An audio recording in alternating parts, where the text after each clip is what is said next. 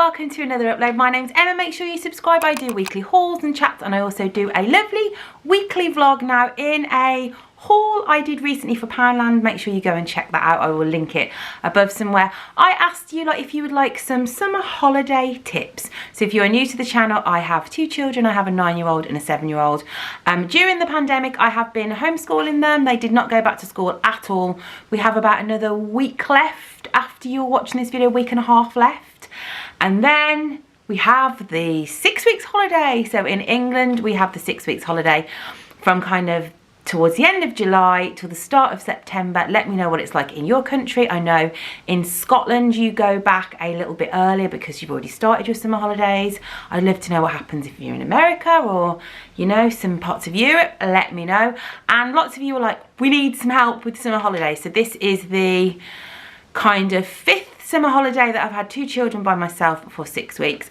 This video really is for people who are looking after their kids full-time. There will be some tips if you have the odd day off here and there. If you're a full-time working mum, especially at the moment, which I can imagine is going to be really difficult to get childcare, like there's no kids clubs or anything, let me have some tips below so you can help other mums who are in similar circumstances, or dads or nans who are looking after the kids. Let me know in the comments how you are going to cope with the 6 week holiday. This is more for people who are going to be at home and are like, oh my gosh, what am I going to do? So I made a list and I'm going to read through my little list, and these are kind of tried and tested. I remember my first proper summer holiday was when Erin was 4 and Ethan was 2, and I found it really hard. So during the years I've developed ways to make the 6 weeks go quite seamless and actually become a really enjoyable part of our family life. And I know in a few years when they're teenagers and they won't want to spend time with me, I'll be like thinking of these days with fondness. So okay, tip number 1 is get yourself organised. I used to, and older subscribers may remember, I used to write summer holiday plans on like a calendar, which I put up on the fridge, and now I've taken it online because a lot of my work is in an online diary, so it helps to kind of fit in work and everything. So get yourself organised. Get a diary, get a print off a wall planner, get one of those family calendars, and start now. You've still got a week or so to go of planning what you are going to do this summer holiday. So you don't see it as 6 weeks as just panic. I like to kind of put it into blocks of 1 week at a time. Tackle 1 week at a time. Tip number 2, so the first thing I do when I have my planner and my diaries, I think of people that we can see that it will be free for us to go and see them and we can still have fun. In England at the moment, with the pandemic, we are now allowed to have 2 households in one house at the same time. So this means that you can have a socially distanced play date, or of course you can still have one in the garden. So what I would do at this moment in time, when you get off this video, message some people that you know that have got kids and say, shall we book some play dates in? I've done that. I've already got 6 play dates in, so we've got 1 play date a week. So that already kind of takes out 1 day a week that I know we can go and do stuff with people. It might be go to their house, it might be go and meet at a park, but they're there, they're booked in and they're ready. Also, you might want to reach out to family and see if they would like to do stuff. Perhaps you've got nans and granddads that might want to meet up, you know, a couple of times in the summer holidays.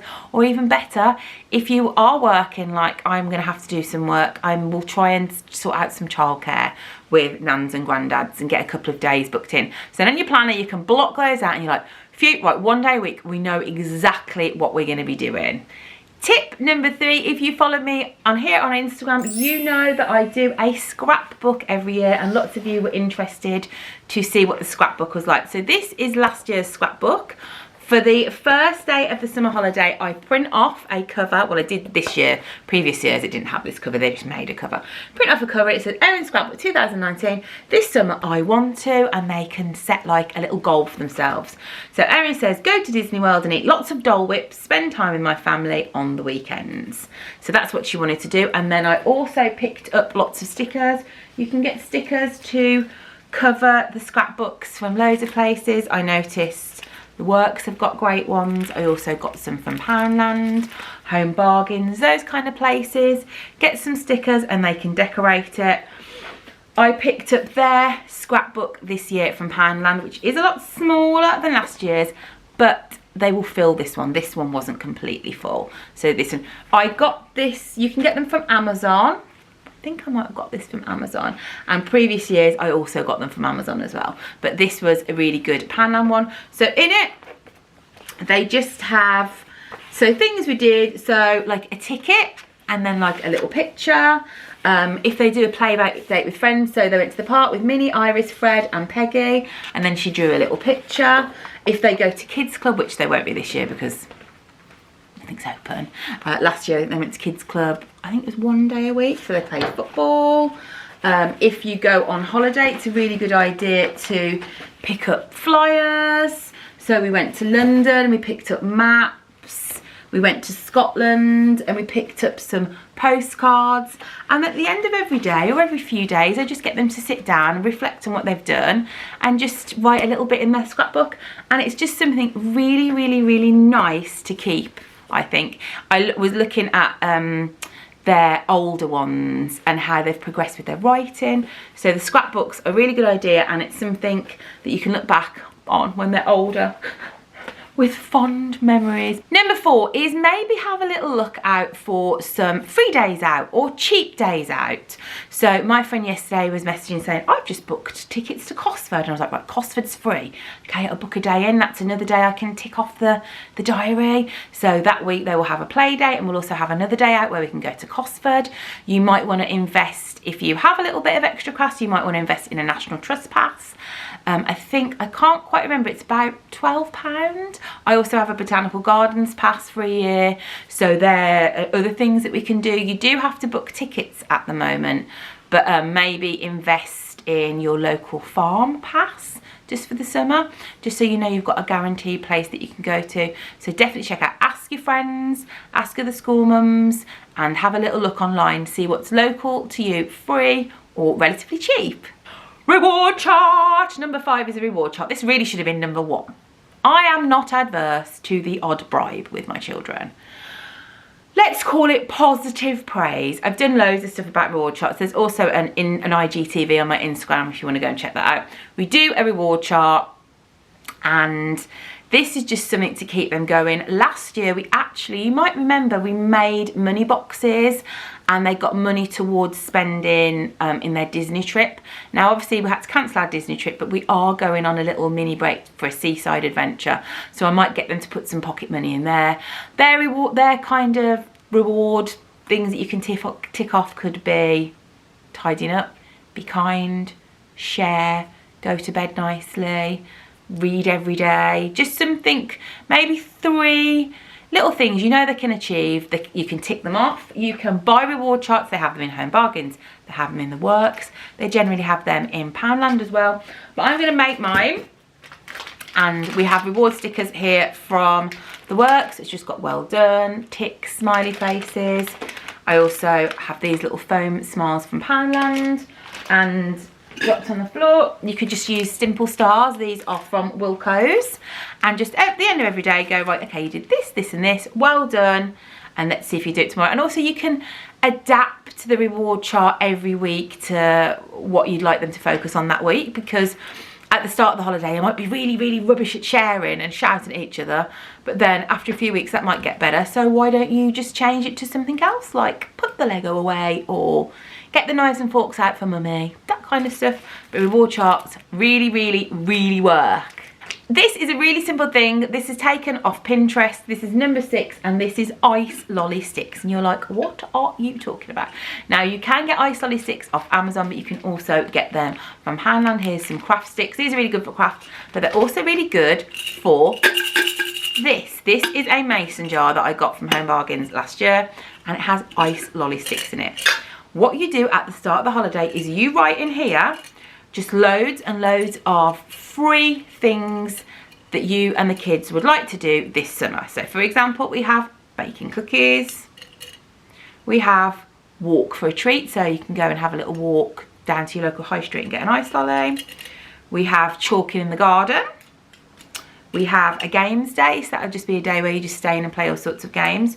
So write down loads of free things. And if you wake up on a Wednesday and you're like, The kids are like, I'm bored, I've got nothing to do. Right, we're going to pick something out today and we are going to go to the farm. Or it could be go to the park, or we have got go to the library, but I don't think libraries are back open again. So put that in. It's really, really good, and you can have it in the kitchen or somewhere. And if you're feeling a little bit bored, a little bit uninspired, definitely do this. It's a really good idea, and they love sitting down and coming up with all the different things they wanted to do. Number 7, crafting. I'm not a fan of the crafting, but it's always a good idea to get some crafts in, get some paints, get some, you know, Play-Doh. Home Bargains and Wilko's have some great cheap bits and pieces. Yesterday I picked up for my kids, I got some PVC glue so we can do some sticking. I saw these craft trays, and I will put on Insta stories how I use them. I'm not sure how I'm going to use them, but I will use them in some capacity. I've also got some card. You will see in my Poundland video, I got some foam beads. So just have a little bag kept out of the way, hidden from the kids. And if you have no idea what you're going to do, or it's pouring down in the rain, you go, right, we can do some painting. Also, if it's sunny, painting, anything messy, get them in the garden. We did tie-dyeing the other day. This is from me tie-dyeing, which was a set I got off Amazon. Fab fun in the garden, took like an hour, it was really, really nice, really enjoyed it, the kids loved it. So anything like that, brilliant. And also turn to Pinterest. Pinterest has loads of free ideas. If you love Disney, I do have a Disney pin board on Pinterest, and that has free Disney activities on it for bibbidi bobbidi brum, so go and check that out. Okay, number 8, it's gonna rain. It's Britain, it's the summer. It's gonna pour it down. So there is nothing wrong with the odd movie afternoon. My two love the movie afternoon. It could be make a den, get yourselves cozy, snuggle in. I'm not quite sure, but I think Disney Plus generally run a free offer the way you can get it for a week. So maybe if you know it's going to be really rainy for a week, maybe just get Disney Plus free for a week, and you can watch loads of Disney films, all snuggled up, to get some popcorn in. And don't be too hard on yourself. You don't have to be out all the time. In fact, I think it's quite beneficial to be in some of the time, just to get children used to the fact that you should kind of occasionally relax and do a bit of me time.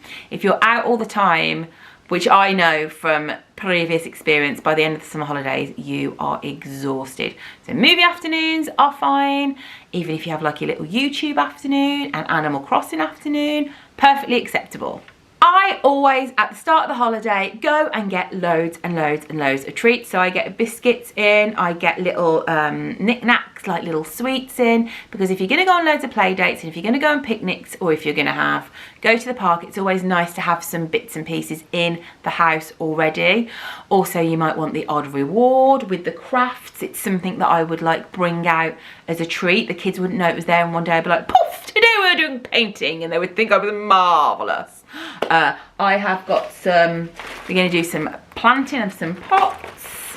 I've also got downstairs things like party rings, chocolate fingers, just bits and pieces that keep the kids going, that will occupy them for a little bit.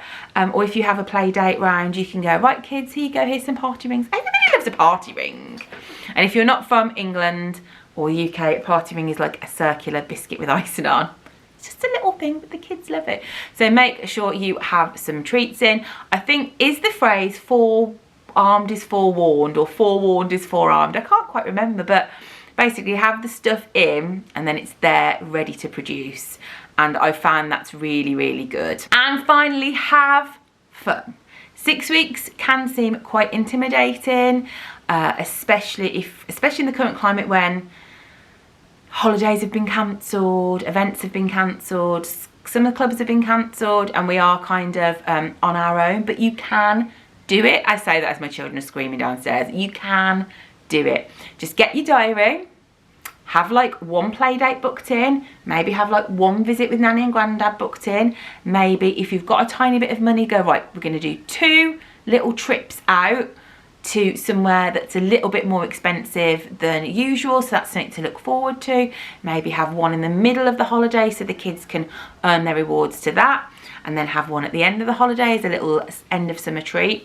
It's going to be fine. You've got this. I would like to hear anything below where you can give us any advice, any tips, tricks, anything you've picked up over the years, anything that you used to do with your parents in the summer holiday, because I know some of you are a bit younger that you loved. Let me know. Guys, we got this. And if you want to follow some summer holiday fun, make sure you go and follow my Instagram, which is Mummy of Two, and I'll be posting Insta stories of all our shenanigans. Expect many party rings. I love you lots, and I will see you in a few days for another vlog. Night, guys. Bye.